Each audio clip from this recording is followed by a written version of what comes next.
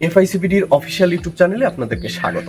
BEFTN Bangladesh electronic fund transfer network, অর্থাৎ এক bank থেকে আরেক ব্যাংকে টাকা পাঠানোর একটি কার্যকরী মাধ্যম। অনেকগুলো মাধ্যম আছে, তার মধ্যে এনপিএসবি, বিইএফটিএন এবং আরটিজিএস সম্পর্কে আমরা সবাই জানি। আজকে আমি আপনাদেরকে বিইএফটিএন নিয়ে কথা বলবো। এক ব্যাংক থেকে আরেক ব্যাংকে টাকা পাঠানোর নিরাপদ এবং অত্যন্ত কার্যকরী একটি মাধ্যম হলো বিইএফটিএন। আপনারা এনপিএসবি তখনই করবেন যখন দেখবেন ইমার্জেন্সি, এই মুহূর্তে টাকা প্রয়োজন, তখন আপনারা ইমার্জেন্সি টাকা পাঠানোর জন্য এনপিএসবি করতে পারেন। কিন্তু অধিক নিরাপদ এবং কোনো ধরনের খরচ ছাড়াই এক ব্যাংক থেকে আরেক ব্যাংকে টাকা পাঠাতে পারবেন বিইএফটিএন এর মাধ্যমে। সেটাই আমি আজকে আপনাদেরকে বুঝিয়ে বলবো। চলুন আমরা মোবাইলের স্ক্রিনে যাই, এখানে গিয়ে আমি আপনাদেরকে বিস্তারিত স্টেপ বাই স্টেপ দেখিয়ে দেব। যেতে যেতে চ্যানেলটি সাবস্ক্রাইব করে দিন এবং লাইক দিয়ে দিন আর বেল বাটন বাজিয়ে দিন, যাতে আপনার নতুন কোনো আপডেট আসলে মিস না হয়। চলুন আমরা মোবাইলের স্ক্রিনে চলে যাই।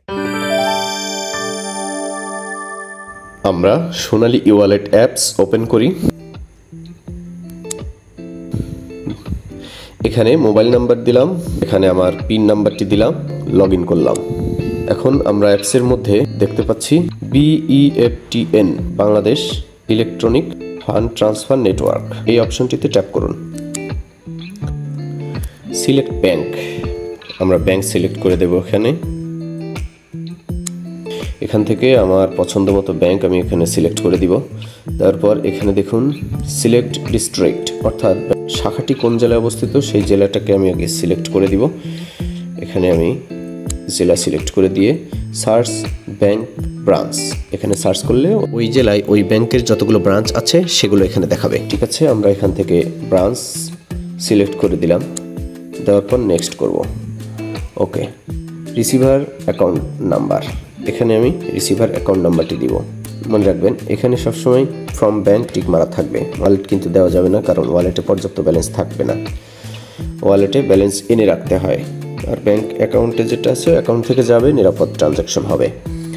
তো রিসিভার ব্যাংক অ্যাকাউন্ট আমি এখানে দিব।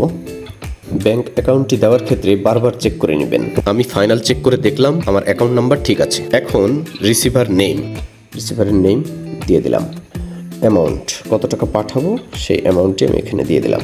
ট্রানজ্যাকশন পারপোজ, পার্সোনাল পারপোজ, এটা কোনো বিষয় না, this is not a mandatory field, এটা আপনি যে কোনো কিছু দিতে পারেন। পিনটি এখানে সঠিকভাবে দিয়ে দিবেন, পিন ভুল করবেন না, কিন্তু পিন ভুল করা কিন্তু বিপজ্জনক, ওয়ালেট লক হয়ে যেতে পারে। সুতরাং পিন মুখস্থ রাখবেন। একটা পরামর্শ হলো যে কখনোই সোনালী ই-ওয়ালেটে পিন সেভ করে রাখবেন না, পিনটি মনে রাখবেন, মুখস্থ রাখবেন। আপনার এই ফোনটি কারো হাতে চলে গেলে কিন্তু সে নিজে তার অ্যাকাউন্টে টাকা ট্রান্সফার করে নিয়ে যেতে পারে, সুতরাং এই ব্যাপারে সতর্ক থাকবেন। পিন আপনি টাইপ করে দিবেন প্রতিবার, সেভ করা থাকার দরকার নেই। তো পিনটি আমি টাইপ করে দিলাম। পিনটি সঠিকভাবে দেওয়ার পর সাবমিট দিলাম। এখানে আমার সামারি দেখাচ্ছে, এখানে আমার ফোন নাম্বার দেখাচ্ছে, অ্যাকাউন্ট নাম্বার, যে অ্যাকাউন্টটাতে আমি পাঠাবো সেই অ্যাকাউন্টটি এখানে দেখাচ্ছে, রিসিভার নেম যেটা আমি এন্ট্রি দিয়েছি সেটা দেখাচ্ছে, ওই শাখার রাউটিং নাম্বার কিন্তু অটোমেটিক ধরে নিয়েছে, এখানে রাউটিং নাম্বারটিও দেখাচ্ছে। এখানে আমার বিইএফটিএনে কোনো ধরনের চার্জ করবে না সেটা দেখাচ্ছে, জিরো অ্যামাউন্ট, কত টাকা পাঠাচ্ছি সেটি এখানে দেখাচ্ছে, এবং ওটিপির জন্য আমি অপেক্ষা করছি। ওটিপি চলে এসেছে, ওটিপি পেস্ট করে দিলাম, তারপর সাবমিট দিব।